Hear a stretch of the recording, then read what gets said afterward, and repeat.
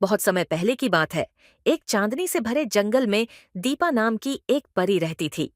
दीपा और परियों से अलग थी, क्योंकि उसकी पंखों में सिर्फ रोशनी ही नहीं, बल्कि कहानियां भी बसती थीं। जब भी वह उड़ती, उसके पंखों से रंग बिरंगी रेखाएं बनतीं, जिनमें पुरानी और आने वाली कहानियां छिपी होतीं। दीपा का नाम भी उसकी शक्ति का हिस्सा था, क्योंकि दीपा का मतलब होता है रोशनी। उसका काम था उन जगहों तक रोशनी पहुंचाना जहां आशा खो चुकी होती थी। एक शाम दीपा ने एक छोटा सा स्वर सुना। वह एक पुराने कुएं, जिसे फुसफुसाहटों का कुआं कहा जाता था, से आ रहा था। वह कुआं काले कांटेदार बेलों से ढका हुआ था और कहा जाता था कि वहां प्राचीन जादू सोया है।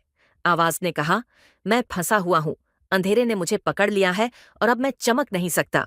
दीपा का दिल पिघल गया।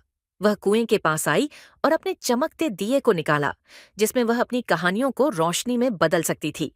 उसने दिए में साहस और उजाले की कहानी फूंकी, सितारों की जो गाते थे और चांद की जो खुशी से रोते थे। जैसे जैसे कहानी पूरी हुई, दिए की रोशनी तेज और तेज होती गई, जब तक कि वह दूसरे सूरज जैसा चमकने न लगी। अंधेरी बेलें पीछे हटने लगीं और एक रोशनी की आत्मा कुएं से बाहर निकली। धन्यवाद दीपा, आत्मा ने कहा। तुमने मुझे आजाद किया और अब मैं खोए हुए पथिकों को रास्ता दिखा सकती हूँ। दीपा ने मुस्कुराते हुए कहा, हर रोशनी एक कहानी होती है और हर कहानी बचाने लायक होती है। इसके बाद से दीपा को कहानियों की रक्षक कहा जाने लगा।